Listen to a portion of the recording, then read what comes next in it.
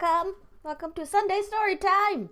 This is Brownie Ross Smith live from the Forbidden Library, and today we are continuing to read A Leap into Darkness. And I will do my best to give you a summary of 70% of the book. Hello, Void Dweller. Oh, your icon didn't appear for a minute then. It was just your name. But it appeared. It loaded. We're good. Hello. Welcome. So, the story so far. Hi, Overseer Chase. Hi. Welcome. Just in time for the summary of 70% of this book. So, I'll do my best for this. Go and take a bit. It's not a good book if the summary is not going to take a little bit at 70%, really, is it? Okay. Jake is a cute little fluffy doggo. And he used to do tricks with his lute-playing owners on the streets to get money. But then his peasant mum died in a sort of river accident. And his peasant dad was so stricken with grief that he kind of got a bit alcoholic and abusive. And when he was being alcoholic and abusive, the king just happened to roll by and was like, this is a cute dog. My children would love this dog. And he got adopted into the royal family, in which there are two other dogs, one called Pendleton, who is very posh. And he just looks down on Jake for being such a peasant. And Henry, who is just an absolute little sweetie, and everyone loves Henry, and he's such a good boy. And everything was going okay until they met this sussy wizard called Belzadorn. And the Queen wasn't having none of his shit. He said he performed miracles and things in the street, but the Queen wasn't having it. She was like, nope, don't like you. Get out of my kingdom. But he put a curse on her. It wasn't obvious that he did it, and Jake was really the only one who picked up on it, but he placed a curse on her that was very horrible. And she was on her deathbed, and who turned up but Belzadorn? He was like, oh, I can save her. I will help you. I can save her. I can cure her. Yes, of course you can, because you're the bastard who did it. So, he doesn't, because, Luke, damn it, you just got here, and you're already bombing me. Oi, stop it, I'm summarizing the book, okay? Damn it, why are you like this? Why are you so nice? Stop it, oi. Are you out of compliments yet? Oh, you're not out of compliments yet.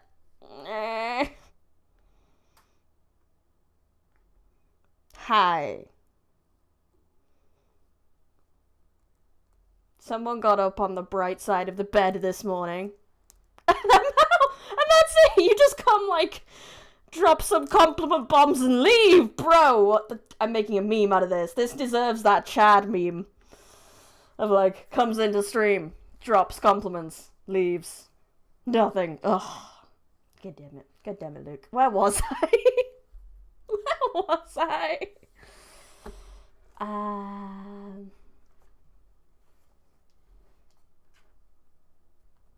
What even? I'm boggled now. Yes, so the Queen died. The Queen died because she refused to let Belzadorn see her. And luckily we did not get anything happening that she didn't consent to, which is good. But it's very sad she died. I felt like saying, because you're too nice. Anyway, the king kind of shut down after his wife died. He was grief-stricken. Yes, the Queen unfortunately died. And obviously the two children, Janice and God, I always struggle to remember the boy's name and the boy were very sad. The boy got sick as well with the same thing, and Dad was too distraught to do anything about it, so Janice took it upon herself. She's like, no, I'm not losing my brother as well, and she went and got Belzadorn herself. So Belzadorn did manage to sneak his way into the royal family. He healed, I keep wanting to say Henry, but I know that's the dog and not the person. So he healed the prince, the boy, and basically earned his way into the royal family. He started becoming the king's personal physician and started advising him, showing him things in his crystal ball that's totally not happening, completely misleading him into making decisions that are bad for the kingdom. The kingdom itself is not doing too well. The townspeople are very worried and distraught. Their queen has died and they've not heard from the king in a very long time. He's also managed to push this kingdom to go into war with another kingdom that may or may not have done anything at all. So that's fun. Our little fluffy boy Jakey knows something bad is going on, but he cannot convince anyone to look into it. He cannot convince anyone that Belzedorn's a bad guy, because all they can see is what Belzedorn is showing them, and that he is a nice guy, and he saved the prince's life, and that he's healing the king. Jake is a dog. Jake is the lovely little white fluffy doggo on the cover, and the reason I have some doggo is for these streams. Woof! So he ends up talking to Leslie, who is the castle chef, and she also happens to be a witch. And she knows something's going on, but she's not strong enough to challenge Belzedorn. So she sends Jake on a mission. Oi! Don't you start! No! No, no, no, no, no, no, no, no.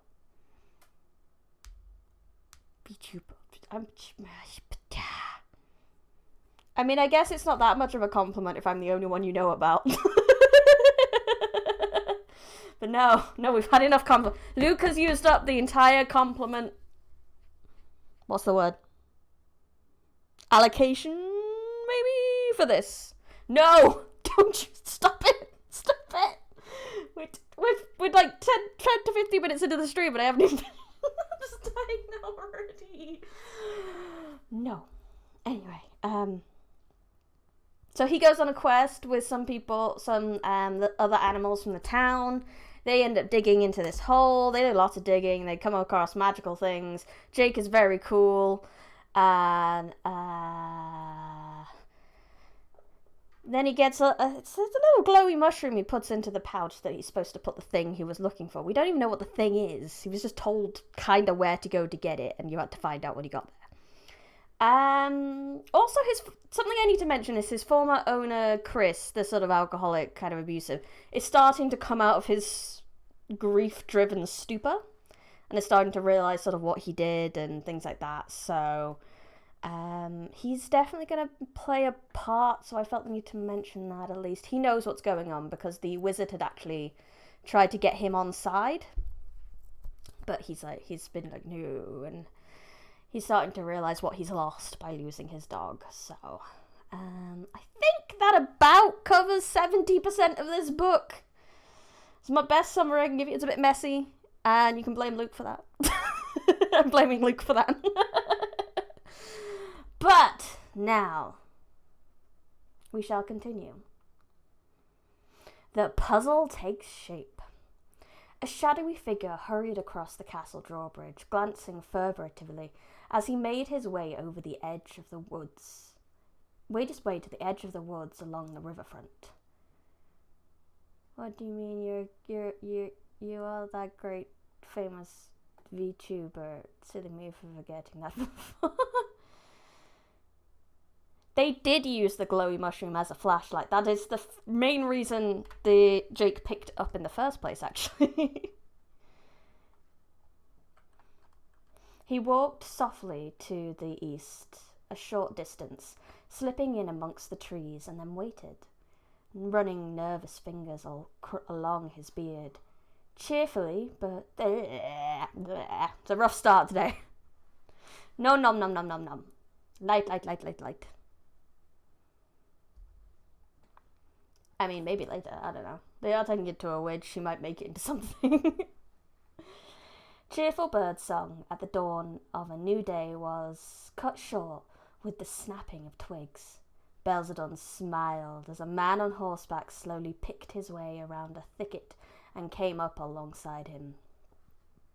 "How fares my faithfully two-armed friend?" the sorcerer asked with a wink as the man dismounted. Is the left hand familiar yet with the intentions of the right? No, my lord, though it serves me well enough, thanks to you, the man answered, stifling a laugh as he stretched out his left arm. Secrecy's your friend to this day. No written message that could end up in the wrong hands. Not when we're so close. Stay off the road. Of course, my lord. Belzadon glanced all around him again, and then peered back through the tree limbs toward Lesidie's cottage, nestled in a clearing just below the bridge. The modest home was dark and silent. Hear me out, nom nom nom first, and glowing mouth act as flashlight later, best of both worlds. Or you could get out of the scary tunnel then, nom nom nom.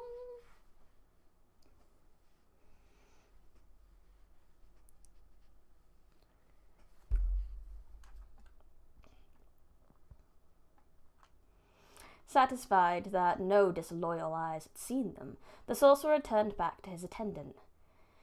Vinland is wearied by its crippling, war-riddled history with Gorsland. It will make no move against its neighbor without my signal assuring it of a painless path to victory. Now the final pieces have fallen into place. So it would seem that he's moving the army out of Gorsland so that he can get Vinland to come in and be able to fight them without anyone getting in the way. Yay! Today will be a glorious day, Belzadorn's attendant answered eagerly. The King of Vinland will be forever indebted to you. A devious smile crept over the sorcerer's face. He's already a spent pawn, he said in a near whisper. He's not in the field, and will have the loyalty of his commanders soon enough. After their swift victory over the battered remnants of Gorsland and Greyland armies, our reach will be limitless, our peace unending. The attendant looked at Belzadon with surprise. A most brilliant plan. But what of your watchful friend, the Raven? Is he in agreement with this? Regrettable outcome for Vinland's king. I'll persuade him with my illuminating argument, the sorcerer answered cheerfully, patting his attendant on the back and motioning him to mount up. We'll celebrate triumph with our Vinnish friends, and not with an obtuse king who failed years ago to take Gorsland when he had the chance. Belzadon's smile faded as he looked up at his messenger. Do not fail me. Be swift and successful, and your reward will be significant in this kingdom. My kingdom. The attendant bowed to the sorcerer, spurred his horse, and rode off to the east. Oh, I thought I was going to get to say meanwhile then, but no, we're still with Belzy. Belzadon hummed softly as he made his way back up into the drawbridge. He paused, gazing with a small, satisfied smile towards the orange eastern horizon. Lost in his thoughts, he failed to notice the raven beside him, who had noiselessly alighted on the rail. Belzadon let out a little cry as he turned and found the dreadful bird directly before him, his keen, cold eyes testing, probing. Yes, Belzadon is in fact the sussy sorcerer. But I think he is a pawn of this crow, who may or may not be some kind of demon, maybe? My winged friend. Miss Briny, why do you sound more real today? What does that mean? Does that mean my sound quality is better? I added an extra pop filter to my microphone, and it's slightly further away than usual as well. I don't know. I have an ever so slightly different setup in the past few streams, so I don't know, maybe it's paying off, I guess.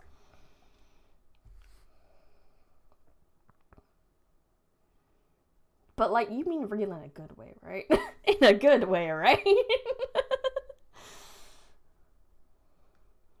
My winged friend, all goes as planned. The sorcerer faltered, struggling to regain his composure. And I would have surely asked you to carry the message to Vinland, but your ancient tongue falling on incapable ears brings only lunacy.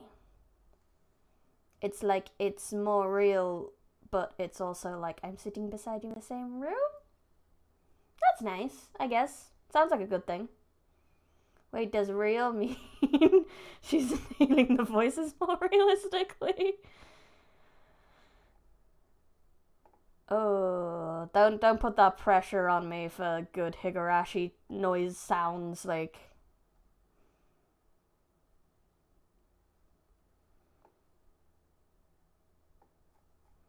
Don't put the pressure on me for that.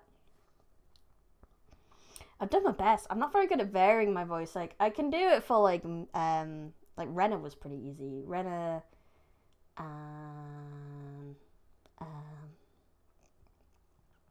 Rika. Rena and Rika, cute voices, easy peasy. And then Satoko was, she took to the princess voice way too easy. Am I in your walls? Yes, I am. I can see you right now. I can see what you're doing. No, I can't. I have no idea what you're doing. No, I guess pressure's what comes with it when you guys have things that you want from me. You expect good things. All I can hope is I deliver good things. Yeah. Anyway, where the hell was I? He averted his eyes from the ravens in a wavering stare, and found himself looking back towards Lesidy's cottage. Does she frighten you? The raven clicked softly. Anything but your walls! What about your roof? I could be like Ceiling Cat. Now that's an old meme. Ceiling Cat and Basement Cat. Does anyone remember those? Anyone else that old? I wonder if I had a VR headset and watched this, if it'd actually sound like I'm in the room or right next to it. I don't know. I would be interested to find out. Try to do a VR chat at some point and I'll just like hop to other sides of the room. The cook, Belzadon snorted. He turned back to the raven. She continues to rest.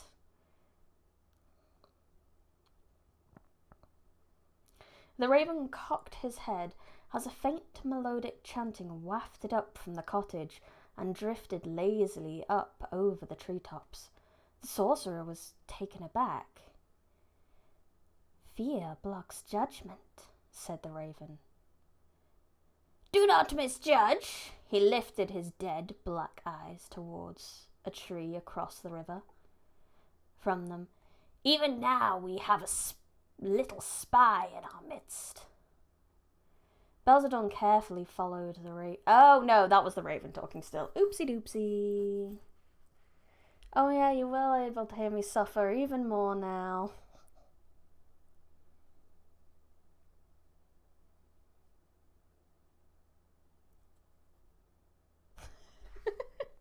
It's very strange because I haven't really changed mic or anything. Like literally the only things that's changed is my setup recently. I've just moved my mic. Weird. There's such a difference to you. Oh.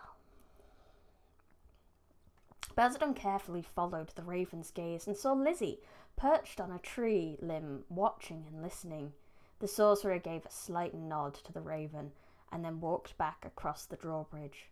The raven sat on the rail for a moment, waiting as Belzadon disappeared through the gate, and then flew up into the shadow of the castle. Oh, dear me, this is simply awful, Lizzie muttered. She had to warn the king. Both Belzadon and the raven were gone now, but that didn't make her feel any better. As she rocked back and forth anxiously on her perch, she became aware of Leslie's soothing chant as it was borne over her on gentle currents of air. Its calming thrum wrapped itself around her. No BG, wait a minute. Ah, there it is. I muted the BG for a thing.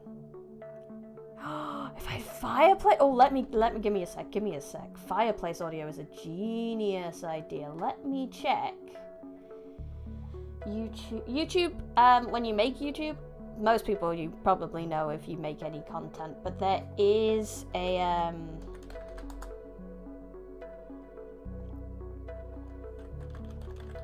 an audio library.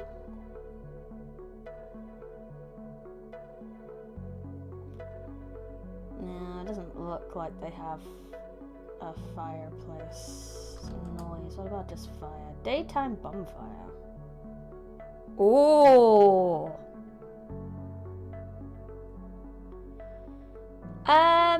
So in this it's been a bit unclear in this universe how it works, but it seems to be that animals can talk, and humans can hear them kind of if they've opened their mind to it, but people naturally close their mind to it. So there's some humans that can. Most kids can, it seems, but some adults have been able to as well. You might be able to find fireplace ASMR for 10 hours, but I don't know how I would get caught by what's the word? Copyright for that. So now I have found somewhere. I have found a fireplace thing we can use. Just give me a hot sec to save it in the right place so that I don't, forget it exists, because I'm very good at that. Okay, so let's mute the reading music a hot sec and add audio media source. That'll do me. Fireplace, local file, audio. Where is it? This one. Loop that shit. Go. We don't want it that loud. Like that. Yeah.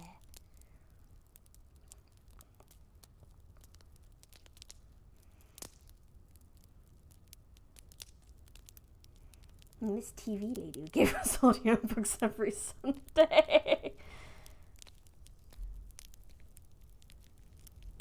Oh, that would be strange with static noises in the background.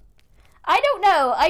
I would rather not. I'd rather take the fireplace noise from somewhere I know I'm definitely not gonna get in trouble for. I don't want to take it from another video or anything like that. So just double check, I'd rather take it from the audio library that YouTube gives 100% permission for. The cat lady who reads to us 7 cats.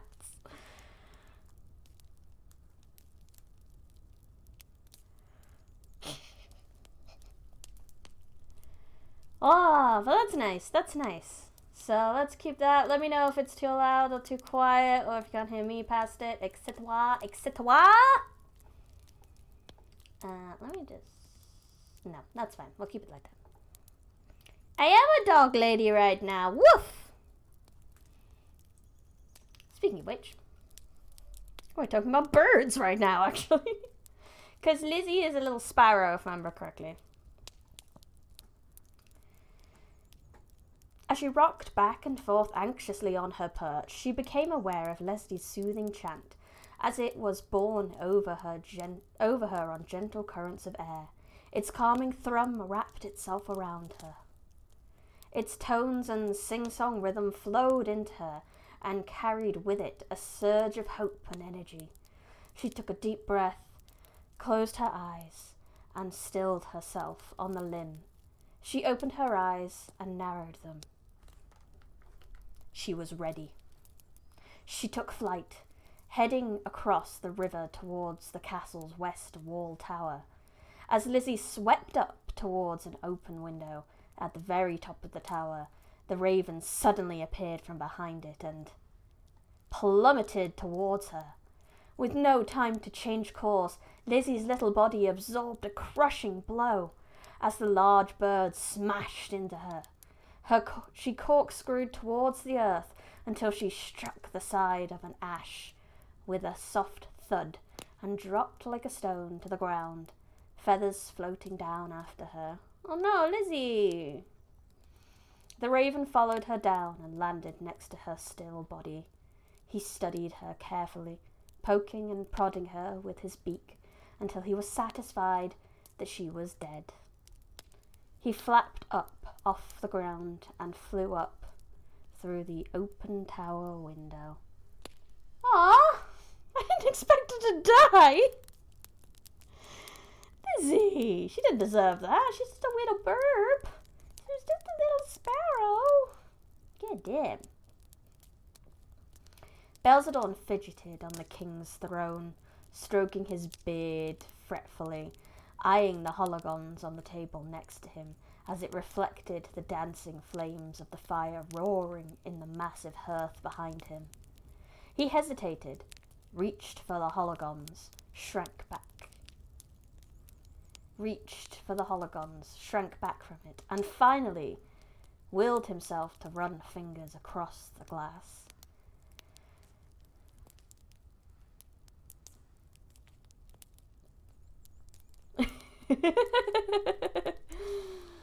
Oh yeah, I'm looking forward to when Higurashi gets spooky, that's for sure. Like I said, I've watched the anime, so I know kind of what to expect. But it's definitely going to be interesting. It was very close, that vote, though. I really didn't know which way it was going to go. At one point, all of them were winning at some point.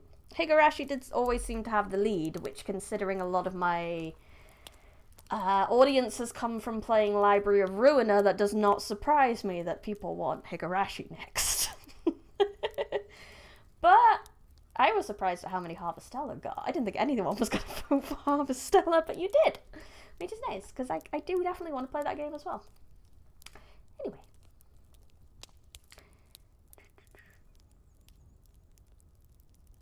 Misted images of Leslie in her cottage floated up and settled before him. She sat cross-legged with her eyes closed, chanting and smiling. The raven glided down from the high ceiling and landed softly on the table. Belzadorn popped up from the throne with a sheepish smile. As the bird watched Leslie stand up and move to her table of bones, powders, and crystals. "The cook's recovery is astonishing," the sorcerer said in a halting voice. The raven said nothing. The scene behind the glass changed, giving way to animals of all shapes and sizes travelling silently through thick woods. "And a development I didn't grasp," Belzadorn offered up fearfully. "She's been drawing in the enlightened beasts from the south, in alarming numbers. Your wise counsel has enabled me only now to see this." Yeah, so the only animals that can talk also seem to be enlightened beasts in this world. Like, there are animals that don't talk. They don't all talk. But the ones that do are enlightened beasts. He waited for an encouraging response, but received only silence. "No matter. It's too late for them. Even now, our messenger approaches the Vinish command, camped just 10 miles east, and anticipating victory for weeks." The raven spread its wings and hopped towards the sorcerer, who shrank back in terror. "And still your judgment fails you." He clicked harshly. "There will be no more errors." With a horrible squawk, the bird lifted up off the table and flew away. "Yes, Mahedi, what is it?" As the raven flew out of the window of the west wall, however, he glanced down at Lizzie's lifeless body and then soared up over the river, flying swiftly south towards town. If he had altered his course slightly further to the southwest, he would eventually come upon leopards, mountain lions, wolves, bears, does, bucks, badgers, hedgehogs, foxes, and all sorts of animals on four legs streaming through thick woods, shouting and encouraging one another. "Leslie calls, and we shall answer." Your Discord link expired. I changed it. I swear I refreshed it. Frickin' heck. Frickin' Discord. I swear I updated it before the stream. Boop, boop, boop. Maybe I'm just better off just like pinning it every stream. It might be easier. It might be easy. Fuck. The stupid heart is in the way. Oh, no, pin it. I'm gonna do it now. I'm gonna pin it now, if I can. The stupid heart is... the heart is in the way. The heart is in the way of the button. Oh, there we go. You pushed it up past the heart. Thanks. Now I can pin it. That's very annoying that Discord links expire like that. Like, God damn it. You didn't set up with permanent uncapped users. I didn't. Is that a thing I need to do? I should do that. I knew Discord was going to be an awkward thing that I would like not realize how to do some things with. I am an old lady sometimes with technology. Monetarily, no, because my channel is not set up for money, and it won't be until I hit at least 500 subscribers. So it's going to be a while till I can make money. It just shows me that you guys have clicked the button. I can see the hearts pop up. You can see me when I click the hearts. This is me clicking hearts for you guys because you're great. You're amazing. You deserve hearts, and it's great. That's all the hearts are, and they're cute and wonderful and they're great. And I'm loved and you're loved and everything's great. And on that same altered course, high above the migration of the beasts on the ground, he might have run headlong into eagles, hawks, sparrows, and other feathered creatures tracking their friends below.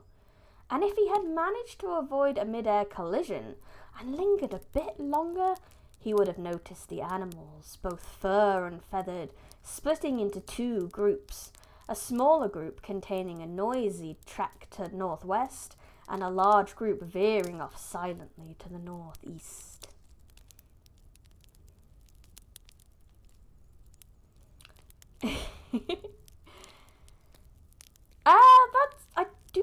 I do have Streamlabs actually working right now, but I don't think you can put money through Streamlabs, can you?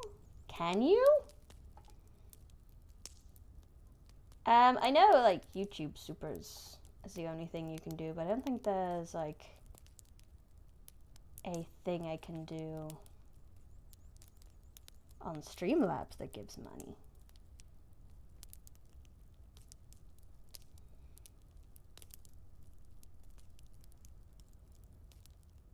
Yeah, I don't know, I'll look into it. Because I would very much like to earn money from my streaming, it would be nice. I do appreciate what you've done with giving me some money on Kofi, though. But, well, I really do. It's yeah, thank you. I do appreciate it.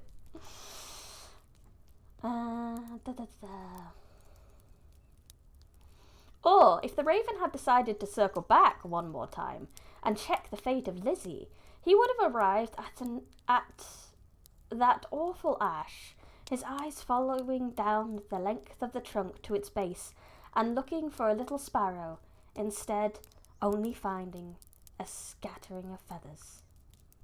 Ah, thank you. Appreciate it. Since we're on the topic, since we're on the topic of Kofi, why don't I take this opportunity to shill a little bit?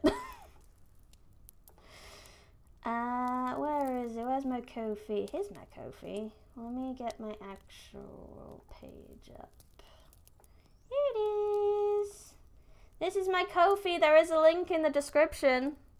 The little bird did live as well. We do love that. And not only can you just give me money, I have in the shop, Ecosia is a a search engine that plants trees because we all need to plant trees to save the planet. It's very good. Although I do use it to go to Google most of the time. It's better than nothing. There are 2 audio shorts on my Kofi you can buy, which is like the MP3 of me reading through the short story and a PDF of the said short story.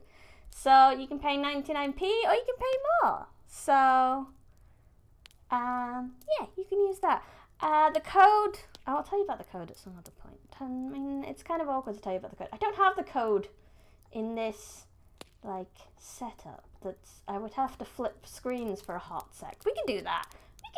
Why can't we flip screens for a hot sec? There's no rules. This is my stream. I can do what I want. Whee! There's a code in the corner. Look at that. A code. Where can you use this code, you ask? You can use it in a link in the description for a website called Smashwords. And Smashwords lets you download ebooks of ebooks that you can basically pick a lot of different formats that work for you. It's really good, and it's very good. It's a very good distribution platform for self-published authors. So that's why I use it, and it's very easy to put discounts on because Kindle's a bitch. Kindle's a bitch for actually discounting anything on it. Yeah, you could drop $100 on a 99-cent book if you really want. I mean, I don't think you should, because I don't know if it's worth that much, but you should probably save your money for something a little bit more worth it. But dropping a couple quid, I ain't gonna argue with a couple quid. you always drop a 3 quid, and I'm happy with that. Anyway, the bird is alive. The bird is alive. And I've done a bit of shilling! Yay! Leslie hummed and chanted, puttering around her long wooden table and pinching up powders, grinding up roots and rearranging bones. As she brought her vial close to her and reached above her to pluck another leaf, there was a faint scratching. She stopped her chanting. The corner of her mouth turned up in a small, amused smile as she looked over at the wall on the far side of the room.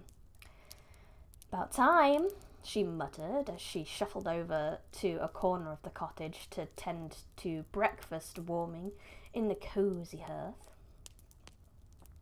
The raven circled once above the silent town and then swept down, gliding just above the rooftops as he released harsh, gurgling croaks and squawks that reverberated off the walls of the homes and shops below.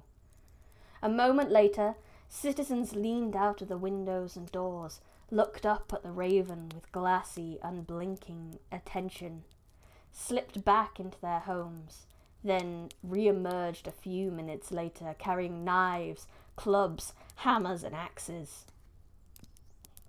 With vacant gazes and robotic movements, they massed around each other, lifted their eyes up again towards the black bird hovering above, and began a slow and steady stream north. Satisfied, the raven soared up into the sky and streaked ahead of them back towards the castle.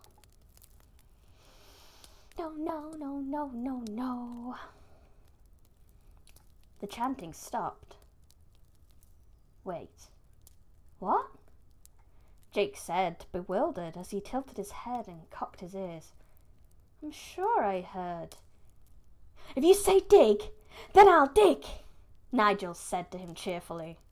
The hound stuck half of his body up into the deepening cavity in the wall, and continued scraping out chunks of earth with his wide paws and efficient claws. Pith is a squirrel, for reference, looked fearfully behind them in the faint light. He could just about make out the tunnel floor 20-odd paces back was being slowly sucked away down into a black void. He scurried up onto Jake's back and yanked on his ear. Speed is of the essence now, he said in a shaky voice. Jake looked back and gasped.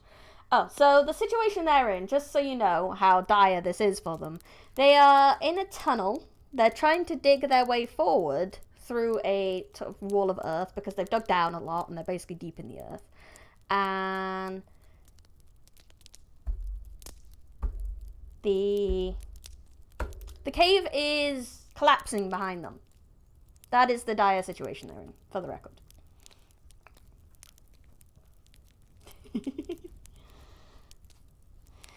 He climbed up into the hollow beside Nigel and started digging furiously. In just moments, his paw punched through the other side of the wall. He peered through the small opening he had created and laughed. "Take us home, Nigel," he shouted with giddy relief. This book reminds me of two anime of the same kind of trope, which have a good story. One is Beastars, and another is Odd Taxi. Yeah, those are both two sort of animal-based ones. I have heard of those. And I haven't watched them, but the opening to Beastars is an absolute freaking bop. I love that song.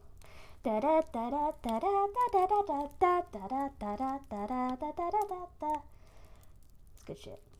Yes, OB, good shit. With a final flurry of digs and scratches, Nigel burst through the wall and dropped out of sight, with Jake right behind him. The whole gang of animals ploughed through the now gaping hole and found themselves tumbling onto the floor of Leslie's cottage.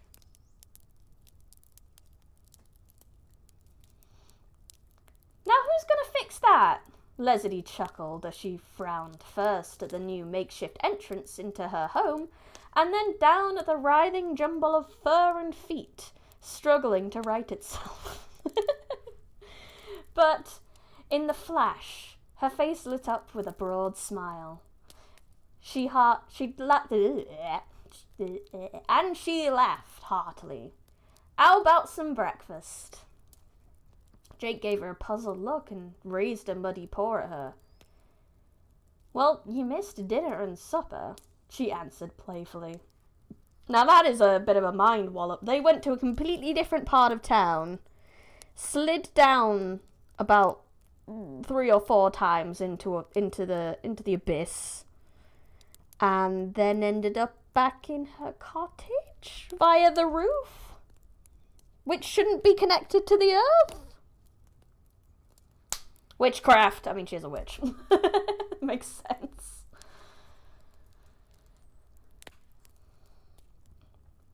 Jake gave a puzzled look and raised a muddy paw. Oh yeah, I read that bit, sorry. Jake kept his paw up. "I know, kinda confusing." Leslie nodded as she sauntered over to the hearth and started passing out deliciously warm tarts to the filthy animals. Filthy animals. I know how the book means that, but that sounds bad. They did in fact take many leaps into darkness. Correct. And you get a thingamajig. Did that actually work? It did! Wonderful. I was just checking. Deep has a way of mixing up time. But the Deep has a way of mixing up time. She turned back to Jake, pushed a tart into his mouth, and removed the toadstool from his leather pouch around his neck, and timed something we're a little short on.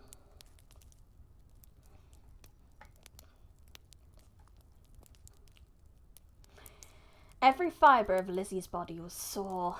Even her feathers ached. She was flying on fumes now, her flight erratic and scattered, but her target was in sight.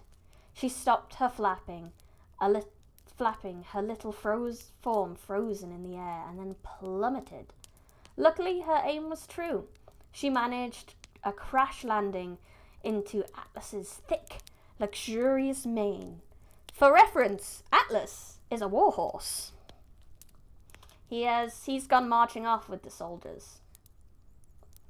The stallion whinnied and reared back with a start. Lizzie hung tightly, worked her way up to his ear, and then let forth rapid fire chattering. Atlas recognized the sound of his friend's high-pitched voice and relaxed. He nodded. Lizzie chattered. He nodded. Lizzie tittered. He nodded. Lizzie twittered. And then got shut down. The stallion shook his head solemnly. He knew what he had to do.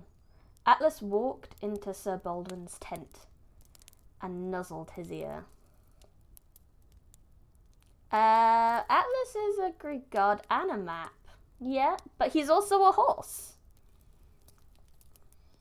Qwest is best, but need to rest, the knight muttered as he rolled over in his sleep.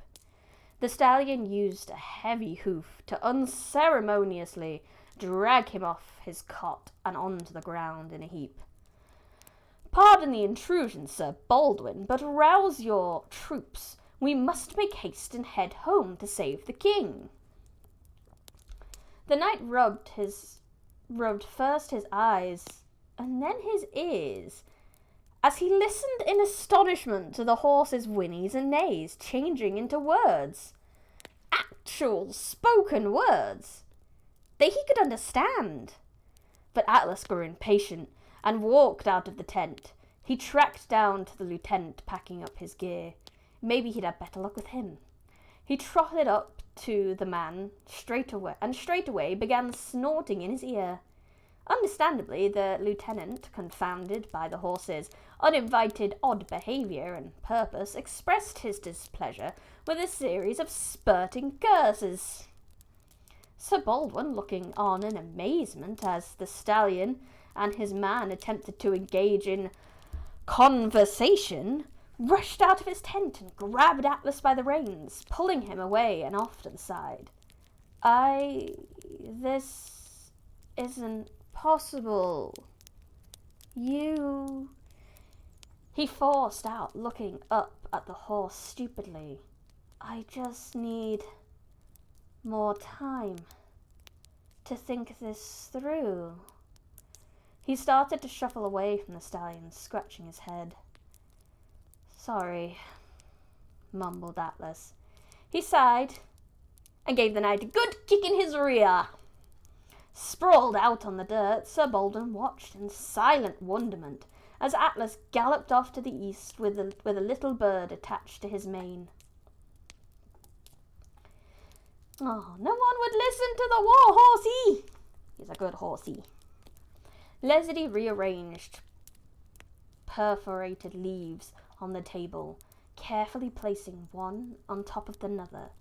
She held them up close to candlelight and watched as the perforation shifted, revealing strange runes.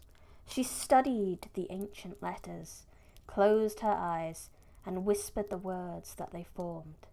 Jake, wide-eyed, lifted a paw and started to speak. Leslie held up a silencing hand behind her back. No time for a bunch of questions. Can do. Bleh. I can take a small drink.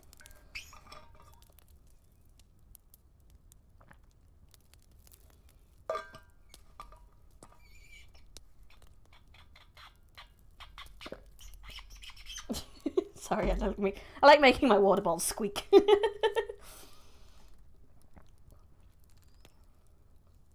Hell of a thing to think you say to your higher up. Sorry, boss, my talking horse yelled at me before kicking me in the arse and walking away with a bird. Perfect. It's not like a fingernails on the blackboard squeak, or at least it isn't to me. So I kind of like doing it for funsies. No time for a bunch of questions. Can do all that later. Just over supper. She opened her eyes. Just listen. After grinding up the leaves into the vial, she reached into a small basket and took out a thin green snake lying on the table. Laying it on the table, even. Whatever ancient history y'all heard from Belzadon about Vinish, Aztecs, and their magic, it's nonsense. Leslie obviously has some kind of accent here, but I don't know what kind of accent she's got. I kind of sound like mid there, don't I, from Final Fantasy? I don't know what kind of accent she's got, Clav! The stake started to slither away. Magic, good magic, came from the sculptor, Im, to my people, the shamans. She pulled the snake back over to her, and apparently they shared it with the Aztecs all over these lands. I'm talking about the right magic, is magic, the force of the pure mind over man and matter of all worthy beings dead and alive, including his enlightened beasts with that glorious shine on 'em, linked by that magic back to him. Leslie sighed as the snake tried to wiggle free from under her hand. She ran a finger down its back. It shuddered and morphed into a green stem with a sharp thorns. But the wanderer had only spite for his maker. He wormed his way in with the Vinish, and they ruined everything. Lots of people died. Lots of Aztecs burned. Wise words from wise animals fell on deaf ears. Some of the beasts fled these lands. Some vanished into the woods and forgot their gift. If you like squeaky things, can you play with helium one day? I may or may not technically have some helium balloons downstairs from my birthday. We've been sitting there basically letting them deflate on their own because it's just entertaining to see them just slowly disappear through the days, and there might be a tiny bit of helium left in them, but I'm not going to get them. No, I'm not. I do not want to inhale helium. What I need to do is get one of those little voice changery boxes you can get, but I'd need to upgrade my mic for that. She looked up from her works and seemed to stare off into space. Others fell with the shadows. Even now they lurk in dark places above and below our feet. Time passed, magic mostly faded, except for those scrolls in the way that Belzadorn's got his hands on. You can thank the Raven for that. Well, that's why I felt the need to strongly state that I am not going to do that before you can even request it.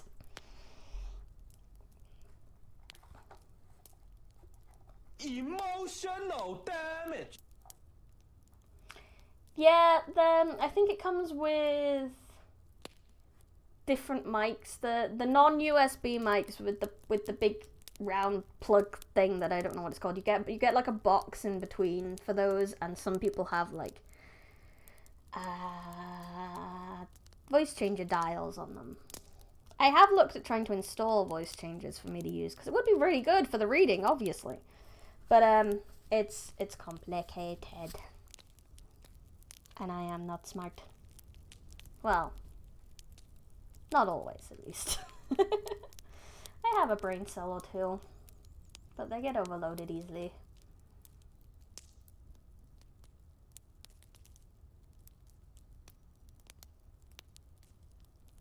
I have a soundboard, I'm fine with that. But a voice changer would be nice.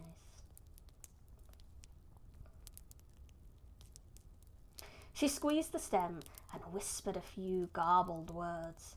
Beads of blood appeared on her fingertips. Now we got the wanderer stirring the pot again, playing the two for fools. They seek kingdoms, he seeks souls. And we got the Vinish army just down the road waiting on a messenger. They might even be headed this way already. Leslie directed the blood droplets down into the vial and then picked up the toadstool. She looked back at Jake and smiled. You're gonna fix all that. You're book smart, though maybe not tech, but you're definitely book smart. Yeah, that about covers it. I may have spent 10 years working in technology, but Lord, do I still not know how to use it very well. Jake's mouth dropped as he backpedaled into Vincent. But why me? Yeah, why not me? asked the terrier. Leslie snorted as she turned back to the table. Vincent, get off your high horse. We all have roles to play. You and your friends just need to stay close to Maisie now. Follow her lead. You can take orders from a cat, can't you, Vince? She glanced down over at Pith and Prattle. Pith and Prattle are both squirrels, again, for reference, so you know what everyone is. Maisie is a cat. The rest are all dogs, except for Leslie, who is a human. I mean, you're already friends with a couple of squirrels, so I know you got it in ya. I know it's too late, but the concept of fireplace/comfort is quite foreign to me because we live in India. I got that feeling that you were maybe from Middle East. I'm glad I had that. I was on point with that. We only got heaters, and if you had some heater noises, then there'd be comfy feelings. I am a literally book smart Heath.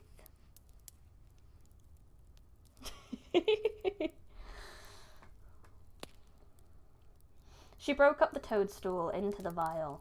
Its contents shimmered now as she put in a cork stopper and shook it up. Nope, gotta be you, Jake. The sculptor's probably up to the task of picking the right ones, don't you think? Maisie hopped up on the table, arching her back and purring as Leslie stroked her.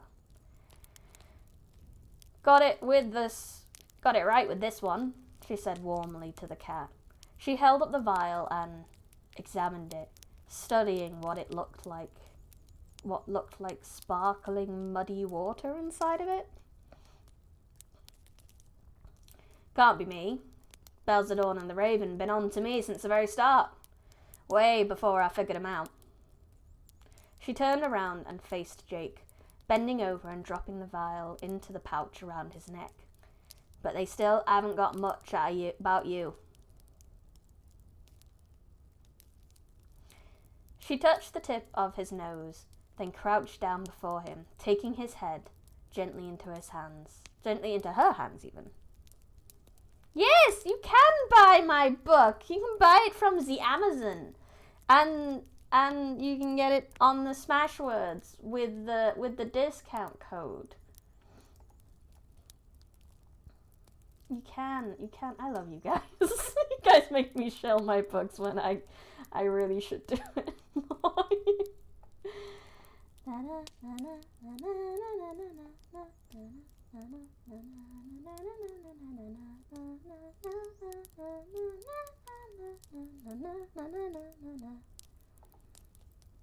Amazon the Forest, not from the forest, but from the website. Yeah, you can buy it on this website. But come on, obey me. Yeah, there it is. You can buy it on this website. This is the Smashwords website I was talking about. Look, you can get it as a text, you can get it as PDF, you can get it as a Mobi or an EPUB, which are the ones you would want to get it for Kindle devices, you know? Yeah. But yeah, you should do that. Everyone should do that. It's good shit. But anyway, new chapter.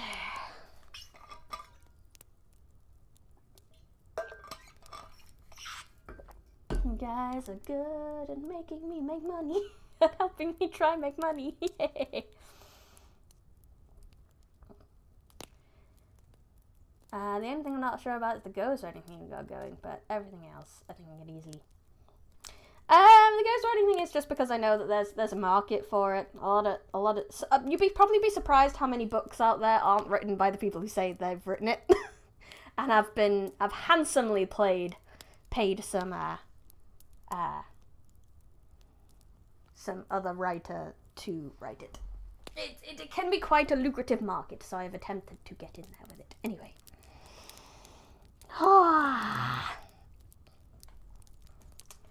Down by the river. What is down by the river? We don't know. We'll find out. Wow. Jake looked back, smiling as he waved a paw at the gang of animals, his new friends, sitting in front of Leslie's cottage. He turned away and headed into the woods. As he pushed through the underbush, the recent events traced through his mind. Indeed, a lot of strange things had happened of late, and in a very short span of time. He was far from certain about what would happen next, but he felt strangely at peace and with an inner strength he never felt before. Part of that had to do with having survived the deep, of course, but it was more than that. He felt trust in Leslie, in his friends, in his purpose and in himself. As the trees thinned out, he could hear the smooth, powerful flow of the Torrenwhite. He emerged from the grove and saw Janice sitting with the two poodles on a blanket near the river. James danced around them, slashing a sword through the air. A real sword, mind you, not some wooden toy for little boys. The raven glided in unseen and landed on the drawbridge railings. James suddenly changed direction and charged at Janice, pinning her on her back. "You're either with us or against us," he snarled with cold eyes and a sadistic grin. "Submit and you shall have peace." James, this isn't thingy. So if I get you to ghostwrite for me, will it be hundreds or thousands for a 250-page book?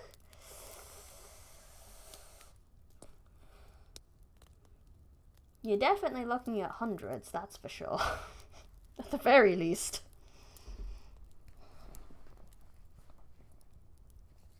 You don't know about the rest, though. I haven't really put up prices for whole ass books, just for short stories for now. Depends on your word count. There is a link to the Fiverr in the description. I did try put that down there, and you can see what the prices are for short stories, and then you can probably figure it out from there. Shocked and trembling, Janice crab-crawled back from the boy. James cackled and ran off, stabbing at invisible enemies. As Jake hurried towards Janice, Henry trotted up next to him.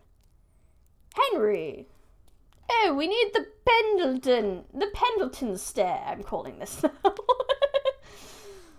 "Henry, what do you think you're doing consorting with that vagabond?" Pendleton huffed as he stood up. "I insist that—" Henry looked back at the large poodle and growled. Pendleton was stunned. He attempted to speak, but could not. Instead, he plopped back down on his backside and sulked.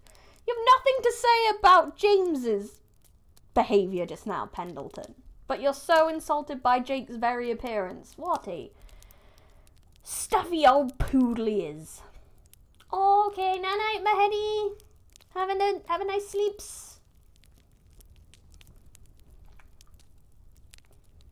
Janice sat up and looked at Jake, her face red with shame and her eyes brimming with tears. Jake put a gentle paw on her arm. "Good night." "Janice, it's okay. It's not your fault. Don't be afraid." He nuzzled up against her chin. "But listen, you have a role to play to free James and your father from Belzedorn's grip." Henry licked Jake's ear. "And you too, Henry," Jake said, laughing. Tears streamed down Janice's face. "Jake, I'm so sorry for everything, but I can't hear you." Jake tilted his head and pondered this development. Truth be told, he thought, this isn't totally unexpected. Henry is a dog too. Henry is a poodle. Pendleton is a poodle. Henry is a sweet, sweet good boy. It's just worse now than it was before. Maybe the problem is that I'm still trying to speak with her when I should be trying something different. And so he started barking. Real good, old-fashioned canine barking in Janice's ear. He motioned to Henry, who joined in, howling and licking her other ear. And suddenly, Pith and Prattle came scurrying out of the woods. They skittered up Janice's shoulders and started chattering in her ears. Prattle quickly produced a nut from his pouch and held it up and bonked it over and over onto her head. And then Lizzie was there too. She fluttered up next to her dear friend and chirped away in her ear. Janice gulped in her air. Her head thrummed like it was about to explode, and then her eyes cleared. She nodded, beaming, as she hugged Jake and Henry, pecked a kiss at Lizzie and thanked the squirrels. They hopped off her shoulders and scampered away, turning back to wave at her, and then fading back into the woods. I missed hearing you so much, Janice said to Jake in a tremulous voice as she looked down at them with red puffy eyes. Just then, something large playfully nudged her in the ribs, almost tipping her over. She turned to see and was startled to find the head of a very large stallion rubbing against her. It's Atlas! Atlas! She cried joyfully. But I thought... As Janice ran her fingers through the horse's mane, the raven glided over to James, landed on his shoulder, and clicked softly in his hair. The boy's eyes narrowed, and his jaw clenched. The raven flew towards the castle as James glowered at Jake. He pointed his sword at the bitchin and came charging towards him with Pendleton on his heels.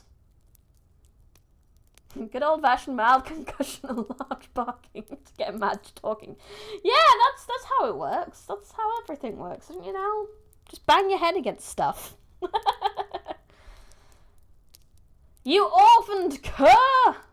He screamed at Jake. You're full of lies and distortions, your heart filled with poisonous rot and desire. It's you that would plot against the king. His face was contorted with blind rage as he swung his sword wildly at the little dog. Jake jumped up from all fours just in time as the sweeping sword cut the air below him.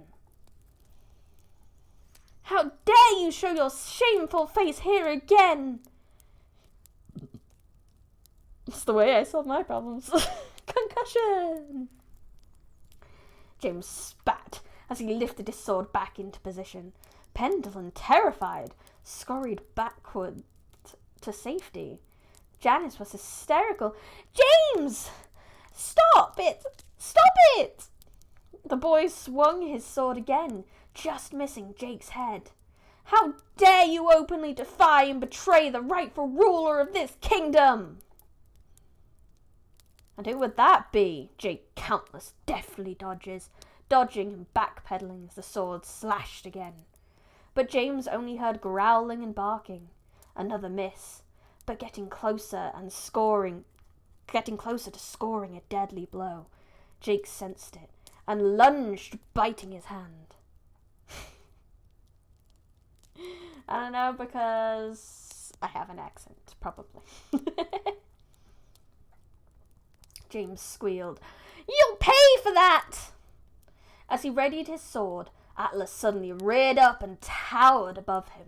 The boy cowered, dropping his sword, and then turned away and ran towards the drawbridge, with Pendleton following behind. Bloody Pendleton! That dog needs to grow a freckin' spine. You're not welcome here, he shouted as he and the poodle crossed over the bridge and disappeared through the castle gate.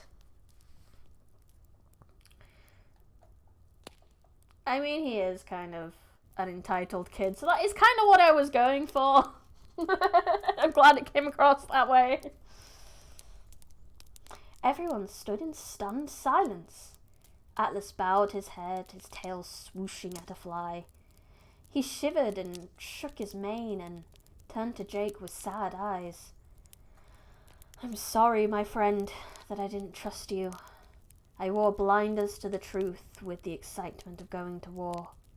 He glanced over at Lizzie, who was perched on Janice's shoulder.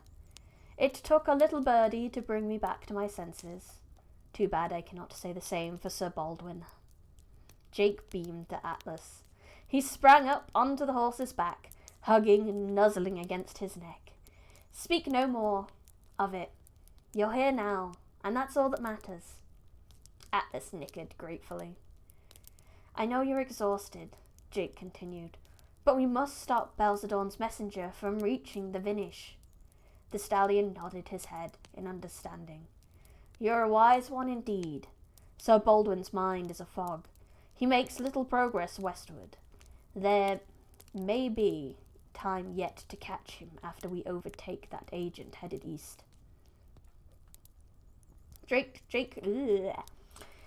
hopped down and raised a paw up to his friend, then ride like the wind. Atlas reared up and whinnied, and then galloped away towards the east.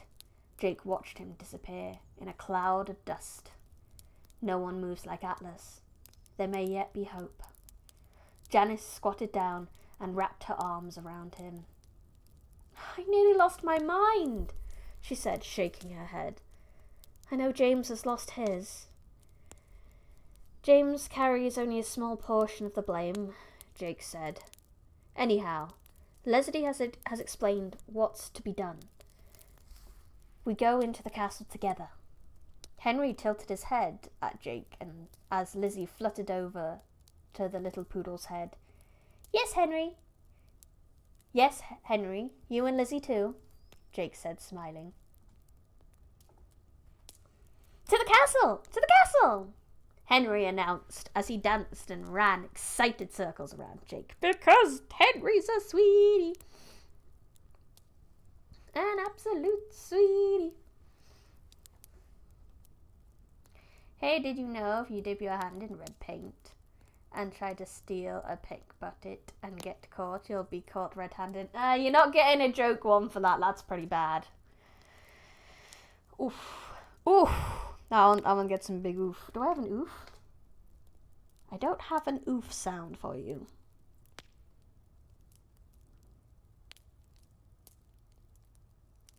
I have a bonk, though. Bad joke, bonk. The two guards at the castle gate looked warily at the small ragtag group as it approached. One guard nodded nervously to the other, and then the two of them stepped forward together to bar the entrance. Janice frowned. Let us pass! The guards glanced at each other. Of course, your highness, said the first. He was tall and lean with a gaunt face and an eye that twitched. He nodded to the other guard, who was short and squat. They stepped away from each other to allow passage. Janice and Henry started to walk through the gate with Lizzie nestled under Janice's hair. Jake followed closely behind, but they're going to block him, aren't they? The squat guard suddenly scooped up Jake. Sorry, Jake, not you. James's orders. Janice turned on her heels, her eyes staring daggers at him. You're confused. The king is forever sleeping, and James is a little boy. The guard shifted uncomfortably, looking down at his feet. She seethed. Choose carefully now whose orders you obey. Damn, Janice! I can see, like, the absolute mirth in this little girl's eyes. She's just like, you better obey me, bitch. This is a future queen right here. Absolute queen. The tall guard opened his mouth to protest. Let the other one do the thinking, Janice hissed, shriveling him with a quick, fierce glance that caused his eye to rapidly flutter. As they passed through the gate and moved away from the guards, Janice gave an affectionate squeeze, Jake an affectionate squeeze and a wink. Damn, Janice. Love you. What a sweetie. Everyone's a sweetie in this book. Well, no, not everyone. That's a lie. There's a lot of not sweeties in this book. Oh.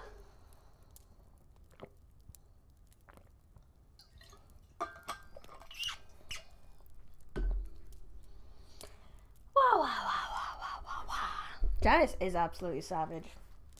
If she's not queen by the end of this book, I'll be sad. Or at least if she's not the one that's going to take the throne. If James is the one that takes the throne, then that's just not worth it. Then the kingdom is doomed if James takes the throne. Gathering in the castle. I've had a lot of candy today. Does that make me one? You are what you eat, I guess. Belzadon gently stroked the king's hand, easing him back into sleep against his pillow. The raven watched impatiently from the bedside table, then flapped up to the sorcerer's shoulder, clicking in his ear. Belzadon nodded nervously, and the bird flew out of an open window. As the king began to mumble in a troubled sleep, James and Pendleton burst into the room. That little beast! Jake! James fumed through bitter tears. I was with him just now, and well, your raven told me he's saying horrible things about you and me, that I would somehow seek to betray father, and that you seek to bring harm upon us. Belzadon stood up, smiled warmly, and placed a caring hand on the boy's shoulder. My son, be calm. The raven has told me as well. Some deceitful enchantment, brought about by that witch, the cook, has seized upon your little dog friend's heart.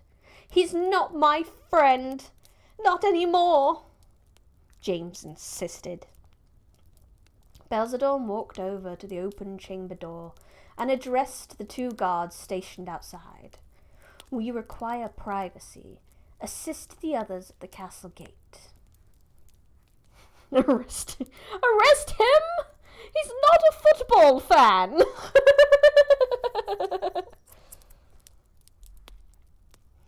The guards bowed and departed. The sorcerer heard James choking back sobs and walked quickly back over to him. He took the boy in his arms and lifted up his chin. Your father is close to recovery. You'll be there for him, a loving son, when that happens. You have already forgotten what I taught you. The sculptor of theirs. He favours you, not them. You will lead this kingdom. You will bring peace to all the lands around us. James nodded and leaned against the sorcerer's chest. Jake said you're a little bitch.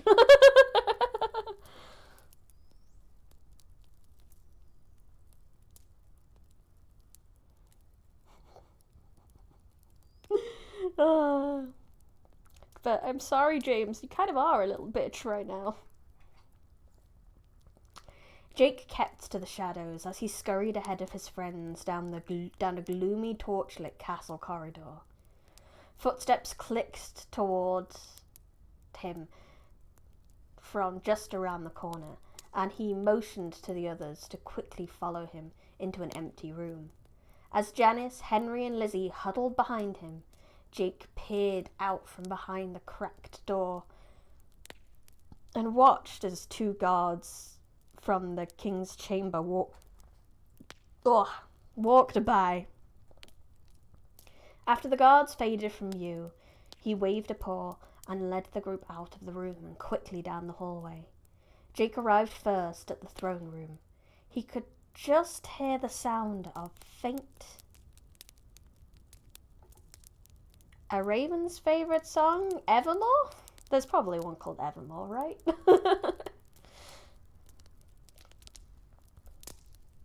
Oh, it'd be from Paramore. Yeah, that's a bad one. I deserve a bonk for that. Ow.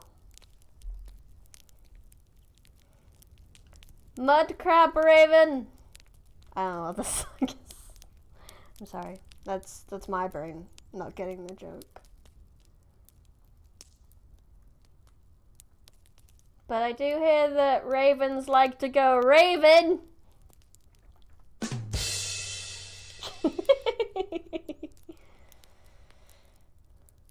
Voices over the roar of bright leaping flames in a blazing hearth fire beneath the two thrones. The others came in behind him, and together they made their way around the side toward the voices, keeping cover behind large, ornate sitting chairs positioned close to the wall. Jake put up a paw, and then each one of them, their heads stacked above and below one another, peered round the doorway into the king's drawing room. Like Scooby-Doo cartoons! It's wonderful. Through the open bedchamber door, they could see Belzadorn holding James and talking to him, and Pendleton looking up at the two of them, his wagging tail sweeping the floor. The king's feet were sticking up from underneath the covers, but the rest of him was out of sight behind the door. They pulled back from the doorway and looked uneasily at each other. "It looks like it's now or never," Jake whispered to Janice. She took in a breath, clenched her jaw, and nodded to Jake. They sprinted towards the chamber. Pendleton saw Jake first. "The traitor approaches!" he howled. Belzadorn came at Jake with alarming speed, James and Pendleton following closely behind. Jake weaved and dodged the sorcerer's grabbing hands, and was able to draw the three of them away from the chamber door. Lizzie steered clear of the chaos and fluttered up towards the ceiling, but as Jake leapt over Belzadorn's outstretched arms, Pendleton clipped him in midair. As the two dogs rolled over the ground from impact, the leather pouch flew off Jake's neck and slid right over to Janice. She snatched it up and slipped away from the melee, slinging the pouch around her neck as she hurried into the chamber. As Janice flew in through the door, she looked over at her slumbering father. Her body went rigid at the sight. His breathing was laboured, his face ashen, and his body a long, thin stick under the blankets. It was like she was seeing his true form for the first time. She moved to his bedside. "Father, wake up! You must wake up!" She sobbed as she shook him, but she caught herself and quickly withdrew. "I'm a fool. What am I thinking?" Her hand went for the pouch around her neck. James burst into the chamber enraged. "What are you doing to him? You would betray your own blood!" Janice just managed to sidestep the lunge at her. She rushed out of the chamber and into the waiting arms of Belzadorn. She tried to break free of the sorcerer's iron grip on her arm, but he held her fast. James came out and stood frowning with his arms crossed as Jake snarled up at Belzadorn. "Don't be foolish," the sorcerer said, smiling down at the bitchin. "Come to me." Jake growled with hair on end as he backed away. Henry cowered behind him. "Enlightened one," Belzadorn scoffed at Jake. "It would be wise of you to listen." He yanked hard on Janice's arms, drawing her closer to his side. "After all, we wouldn't want dear Janice to suffer the same fate as her mother. The choice is yours." Janice's eyes blazed as she screeched in outrage. James looked at Belzadorn with momentary confusion, but then his features hardened, and he scowled back at Jake. Jake knew the situation was hopeless, at least for now. He wouldn't do anything that might get Janice hurt. With his tail drooping, he trudged over to Belzadorn. The sorcerer smirked as he scooped up the little dog with his free hand. "That's a good boy." With Jake pinned to his chest, Belzadorn strode towards the withdrawing room exit, dragging Janice along. Pendleton and James hurried after them. Henry gulped back his fear, gritted his teeth, and sprinted across the room, lunging and sinking his teeth into the sorcerer's hand. Belzadorn cursed and released his grip on Janice. Without hesitation, she bolted out of the room and disappeared. Just as James started to run after his sister, Lizzie swooped down on him and rapid-fire pecked at his head. The boy swatted at her, but repeatedly missed. Pendleton had enough of Henry. Oh no, poor Henry. He's going to take this so personally. Et tu, brute, he snarled, hurling himself at the little poodle. Henry just sidestepped him as Pendleton landed with a grunt and slid across the floor on his belly, slamming into the sorcerer. Henry took advantage of the confusion and skittered out of the room with Lizzie fluttering behind him. Pendleton seethed, clambered to his feet. James nodded to him, and the two of them started to run out of the room and give chase. And I took that personally. Yes. Stop! Don't bother! Belzedon called after them. They froze in their tracks. James, your sister and those useless creatures aren't a threat. Stay here with your father, the sorcerer ordered. James fumed as he and Pendleton shuffled back into the room and over near to the king's bedchamber door. The sorcerer moved towards the withdrawing room exit and looked back at the two of them. This dog's persistence, however, has proven to be somewhat nettlesome. Would that mean meddlesome? Did you know birds are actually smart despite having small heads? I do! I've heard of people like training ravens and things like that. And ravens showing like gratitude for things and bringing you shiny things if you give them stuff. I would love to make friends with birds. With ravens. That'd be great. I want a raven friend.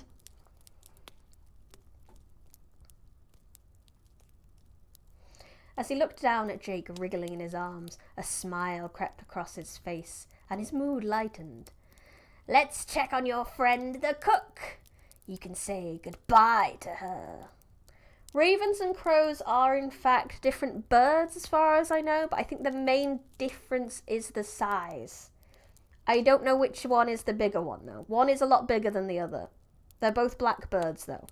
That is... I don't know which one's bigger. I think the raven's bigger. I think. Don't quote me. Don't quote me. Where's Clint when you need him? He's the veterinary student. He knows. I'll clip that and stick it in the Discord. And then Clint will respond. And with that, he turned on his heel and left the room. As he glided down the corridors, Belzedon hummed to himself cheerfully. A busy day today. A day full of promise. Well, for me at least. I have a blue Becky if you want a blue. Can't remember it fully. A blue Becky? Will crows and ravens send letters, or is that owl exclusive? I believe that's more of a pigeon thing, actually. Carrier pigeons. I had a friend who lived in a house that had a pigeon coop in the back. They never actually kept pigeons. It just kind of came with the house, but there was just this overgrown forest of greenery in the back because they didn't really keep track of the garden, really. And there was a pigeon coop in there, so someone had kept pigeons there.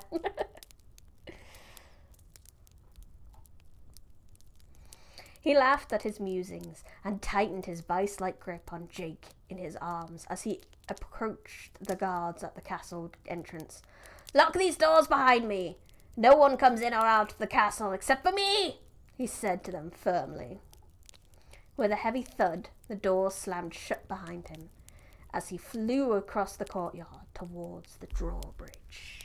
I think we have time for one more chapter, and then we'll probably only have one more stream of this book left, which is a bit sad. Because it has been rather enjoyable. Yeah, about you guys, I have been having a lot of fun reading this. Which means I'm going to have to start...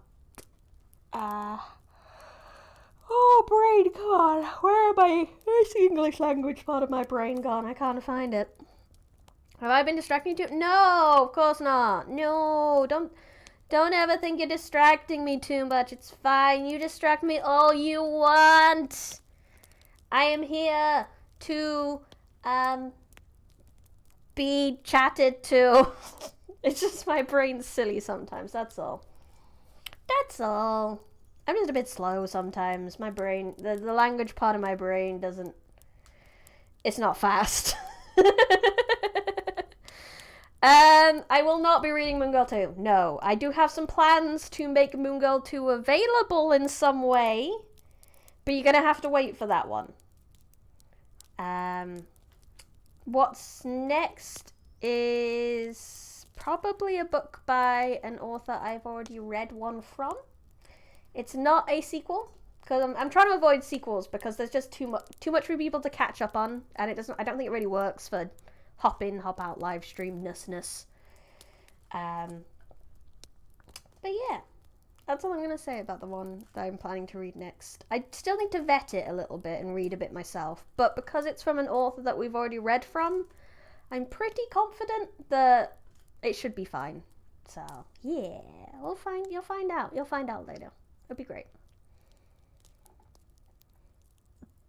I don't know why I think about Moon Knight when I hear Moon Girl, because Moon Knight's really cool. I loved that show. I am happy for you to link it to Moon Knight, even when technically she's Moon Girl because of Sailor Moon. But that's fine too. Oh, we get to go back to Chris. So Chris is a human, and he is Jake's former owner, who, like I said, is coming out of his, like, grief-driven stupor about losing his wife, and then losing Jake to the Royals. So we'll see what he's doing, what he's up to. Chris cautiously stepped out from behind a tree, a coiled rope in his hand with a sturdy 2-foot-long log dangling from the end of it. He sighed as he took in the boiling rapids of the Torrent White. Just downstream to the east, the powerful flow angrily frothed and sprayed up against thick slabs of rock jutting out of the water. Okay, so just so you know, he lost his wife in these waters, I think. Him and his wife and Jake fell into the river. And his wife kind of sacrificed herself to make sure Jake got to safety, because the piece of wood they were holding wouldn't... There was a bit of a Titanic moment where the piece of wood wouldn't hold both of them weight-wise, so she let go and let Jake live.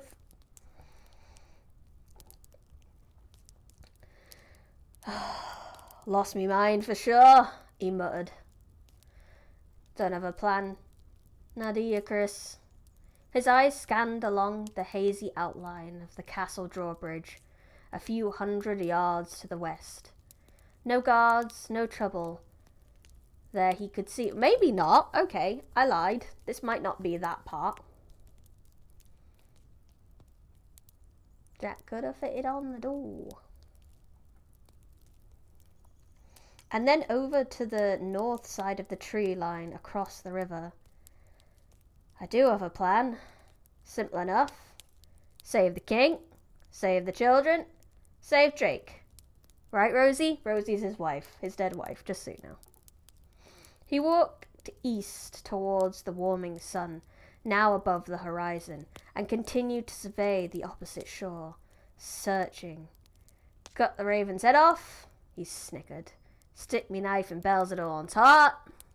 He stopped. Across the river stood a tree trunk that split and branched up and out at two 45-degree angles, very much like the letter V. He forced a small smile, eyeing the distance to the tree. He uncoiled and left several feet of rope, and the log dropped to the ground, and looped the remainder of the rope around his trembling left hand. He groped for the bottle on his belt that wasn't there, and uttered a curse. Don't need that when you have faith, right, Chris? He bit on his lip, gripped the rope a few feet above them, where it was tied to the log, and swung it, twirling the log in small circles. Dead aim is all that's required, he muttered. With a heave, he sent the log flying across the river. He stared in silent astonishment as it passed right between the two thick branches of the trunk, and then he carefully reeled in the rope slack until the attached log was flush and secure against the base of the trunk. Yes, a curse is as in a cuss word, yes. Correct. He stretched the remainder of the rope taut and tied it down to the tree behind him. He pulled down on the rope a few times. It seemed like it would support him. It had to. Not into it. Don't have to swim, just hang on. Across the river. Yeah. Kill a wizard, go home, drink beer, stop an army. Said I said. He said, nodding.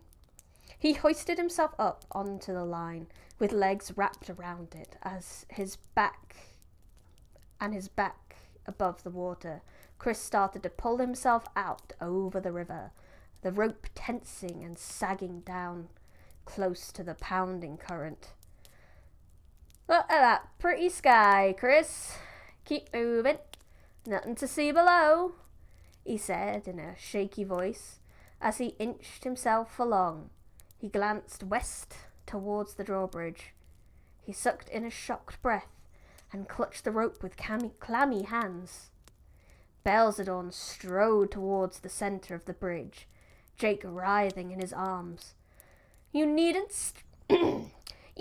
struggle, little one, he said, sneering down at the bitchin. You'll be free of me soon enough. The sorcerer looked up. A twisted grin formed on his face as he watched Leslie stepping briskly across the bridge towards them. He lifted Jake on high into the air and held him out over the rail towards the east, the dog's hind legs kicking as the torrent white seethed below him. Jake, I heard you don't like water too. I've no idea why, he said with a chortle. Leslie slowed her pace. Release that precious beast, she said, her eyes cold and unblinking. He's one of the sculptor's beloved. As you wish. Why would you choose those words when he's got him dangling above a river? Leslie, this is on you. Absolutely on you. Belzadorn answered bitterly. He dropped Jake into the river. Leslie gasped as she watched Jake careen downstream. Jake to the rescue. No, not Jake to the rescue. Chris to the rescue. Jake closed the distance to Chris in a flash. Chris instinctively reached out to the little dog, his fingertips barely missing the top of Jake's head as he shot past him. Unfortunately for Jake, the ride was over in seconds, ending as he smashed up onto the rocks in the middle of the river. Chris, shocked, squinted at his dog through the morning sun. Jake lay motionless, his hind legs submerged in the foaming water. With a familiar dread gripping his heart, Chris looked around desperately for help. Help that was not there. Leslie narrowed her eyes and lifted her hand as she strode forwards towards the sorcerer. What have you done? Don't you fear the wrath of the sculptor? Belzadorn waited calmly. Perhaps his, but certainly not yours. He raised his palm towards her, stopping her in her tracks. As he walked towards her, she was pushed back slowly, step by step.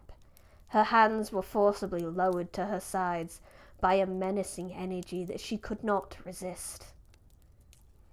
You're but a shadow of the great shamans who came before you, he said as Leslie staggered backward off the bridge towards her cottage. You should spend more time with your ancestors before challenging me. Oh, you're approaching me? She winced at the attempt to lift up her hands. The sorcerer casually flicked his wrists and her arms snapped back down again. "Peace," he said. She stumbled back now, within a few yards of her home. Belzadorn thrust his palms towards her. She was lifted off the ground and flung into a chair beside her cottage door. She struggled to get up, but was slammed back down into it again. "You choose a duel with Belzadorn?" "Mother, why do you resist?" Belzadorn asked with a warm smile. "Shh." Leslie raised one hand feebly towards the sorcerer, then squeezed the chicken bones on her necklace with the other, muttering ancient words as her eyelids fluttered. "They can't hear you," Belzadorn said gently. "Peace. Sleep." She gave a heaving sigh, her eyes closed, and her head slumped against her chest. Belzadorn studied her for a moment, smiled, and turned away, striding back across the bridge and humming as he passed through the castle gate, the drawbridge drawn up behind him as he disappeared. Chris looked back at Jake, relieved to see the little dog beginning to stir. Jake gingerly lifted his head up and looked around disorientated, but as he did so, his body began a slow inch-by-inch slide down the slick surface of the rock towards the river. Chris's relief changed to terror. He frantically reviewed the length of rope he clung to. He could cut it, but it wouldn't be nearly long enough to use as a lifeline over to the dog. He looked down at the raging rapids below him and then back at Jake. Yeah, he's got it. This Belzadorn definitely has a flourish to him, that's for sure. The dog's hind legs were thrashing in the water now, as his front paws could find no traction. Chris knew he was out of time. There was no other choice.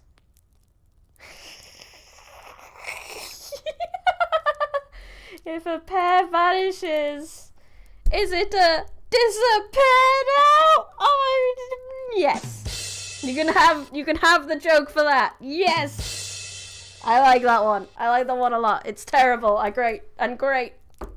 Yes, wonderful. 10 out of 10, Void. 10 out of 10. Yes.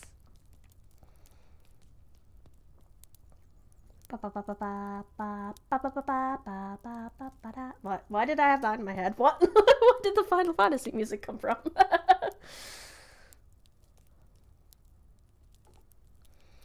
Jake, hold on. I'm gonna come to you. He unhooked his legs, gasped as he felt the icy clutch of the numbing water, and released his grip from the rope. Like a shot, he was hurtled downstream, his body almost immediately scoring and punishing direct hit against Jake's rock that knocked the wind out of him. Pain shot through his body as Chris sucked in air and dragged himself up onto the rock. He turned towards Jake and caught him by the scruff of his neck, just as the little dog was slipping into the river. I gotcha! He rasped and heaved Jake up onto the rock and then collapsed, wheezing. The raven soared high above the citizens as they streamed steadily north through the woods. He studied their movements and then dropped down in a wide, descending arcs, uttering clicks and squawks to bring a few stragglers veering off course back into close formation with the others. Satisfied, the blackbird lifted back up high into the sky and headed north. Chris grunted as he pushed himself up into a sitting position. He looked over at Jake, who was curled up in a shivering ball. Sculptor smiles upon us. Ain't that something, eh, Jake? He said with a snigger. He turned away from the dog and studied the north shoreline, and then the pounding water streaming by that separated them from dry land. That Belzadorn's a disappointment. Gonna have to have a word with him when I run into him again. Chris turned back to Jake, hesitated, and then slowly moved a hand towards him. The little dog side-eyed him side-eyed the hand. Of course, I ain't been one to treat you much better. He waited a moment and then gently placed his hand on Jake's head, stroking down his neck and along his rigid back. And for that, I'm truly sorry. Rosie did you right. She loved you the way you deserve to be loved. He swiped at a tear. And you loved her right back. You always looked after her. Jake lifted his head. His body relaxed as Chris scratched behind his ears. I lost her, not you, the man said to him. They looked at each other in silence as the river thundered past them. So, what now? Jake asked as he nuzzled against Chris's hands. Chris's eyes shimmered as he laughed with joy. He had heard his beloved animals speak, words that he could actually understand. He put his face close to Jake's. Rosie was right about you. The two of yous were Spartans. Ton smarter than this old fool.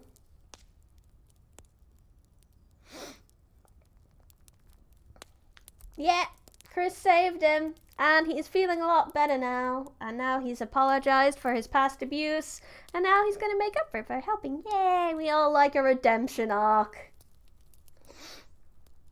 Chris looked back over at the north bank. Well, it ain't that far to the north side now, is it? And this ain't your day to die. I know it now. He looked back at Jake and smiled. Plan simple.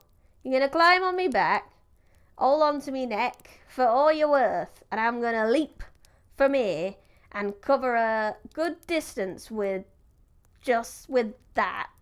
What happens after that? Well, we'll just have to figure it out when we get to it. No, Chris, Jake protested. You can't swim. I don't want to lose you too. There's got to be another way to... Chris shook his head. No, and cupped Jake's face tenderly. It's the sculptor's will. You must live. 'Cause you're going to save the king. And you're going to save Gorsland today. Oh, no. That's okay, Luke. I'm probably going to finish after this chapter anyway. So you won't be missing much. I'm glad you enjoyed the stream. Thank you very much for coming. Yosh, I'm glad you could appear. Jake looked up fearfully at Chris. You're strong, and so is your faith, Chris said, his eyes shining down on the little dog. Rosie's waiting for me. Don't worry. We'll all be together again someday. Fresh start for our little family. It'll be nice. Bye. He ruffled Jake's head. Now climb on my back. I find it hard to shut off the accent sometimes, so then my narration starts having more of an accent.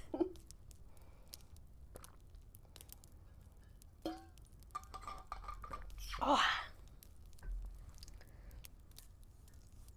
He might say blub blub. I hope he doesn't. I don't really want more people to die in this book. There's been a lot of death in this book more than I expected anyway. Chris got down onto all fours. Jake winced as he struggled up onto his feet. He felt himself slipping down the rock and leapt onto Chris's back, clinging to his neck. Chris carefully stood up, then crouched slightly, ready to launch. Here we go, Chris said as he tensed and then sprang out over the water. To Jake, it seemed like the leap slowed down dramatically, until they were unmoving and suspended in the air above a river that had frozen in place. The world was silent. The cold and the pain were gone, and his breath was still. And then he heard Rose whisper, "Jakey, you're my baby. I'm so proud of you." The leaps spread up again, and they struck the cold water. They both went under, but the churning torrents popped them back above the surface as they flew downstream. Chris gulped in the air and reached back to Jake with both hands, lifting him high above his head. "I love you, Jake!" he shouted as he flung his dog towards the shore, then went underwater. Oh, he is gonna say blub blub.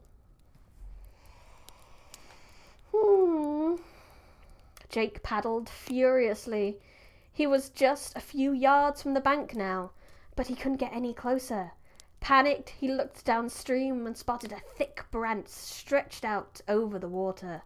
The current dipped him down under, then spat him back out of the water just in front of the limb. He lunged at it, yelped with the impact, and latched on. With his strength fading, he hauled himself up on top of the burrow. He gasped for breath, steadied himself, and then dragged himself along the branch. When he was back above the shore, he released his grip and then collapsed to the ground. Sprawled out in an exhausted, sodden heap, he lifted his head and looked downstream.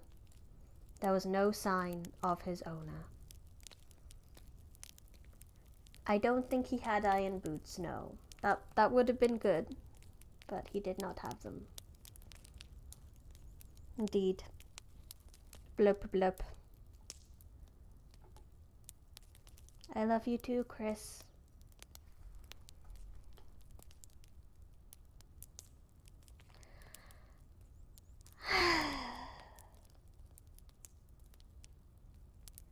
This book has made me far much sadder than I thought a book about a cute dog should ever make me sad.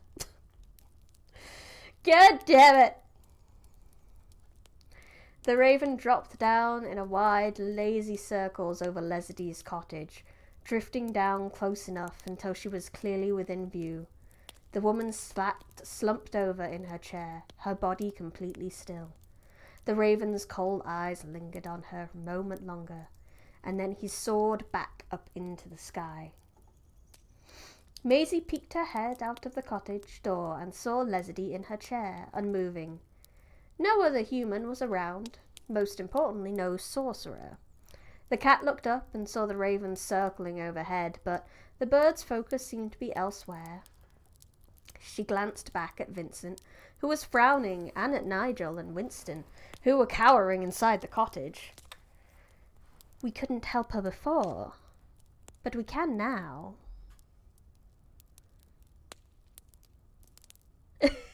No, it's okay. I mean, Chris has kind of been there in the background for most of the book. It's just sad that he had his little redemption arc and then he has to die, but then it's kind of sweet because he gets to go be with his dead wife now, but that's kind of sad and kind of... I wanted to see him stab the sorcerer. But no stabbing today. Sad. Vincent wasn't convinced. What? You gonna come up with some concoction too? The cat rolled her eyes. Less talking, more following, Vince. She stepped outside and hopped onto Leslie's lap, purring and leaning up to gently kiss her cheek. The dogs emerged with hesitant steps, but they quickly joined in with Maisie in trying to rouse Leslie, tapping her with paws and showering her with licks. Leslie opened her eyes and slowly lifted her head. She stroked the animals with affection and then smiled grimly as she narrowed her eyes at the raven high above. She closed her hand around the chicken bones on her necklace and whispered harsh, forbidding words. With a ragged groan, she pushed herself up out of the chair and hobbled around to the back of her cottage, the animals in tow. She squinted into the woods, crossed her arms, and frowned. Yes, we will stab the sorcerer extra. I hope Belzadorn dies. I know he's got his own reasons, and he's basically trying to replace his own kid with James, and he wants revenge for his own kid who died in a war with this country. Now he wants revenge on this country. It's just a lot. It's a lot. Well, a rule I like to follow is no body, no death until the end of the story. Something I picked up from Final Fantasy. Correct. And sometimes even if there is a body, it's not real. You never know. But it's probably a death. This far in, I don't think there's going to be a resurrection. Like, maybe he'll turn up right at the end and be like, I found a way out of the river. But it's the way his wife went. And I didn't quite believe that was a death. But it was. It definitely was.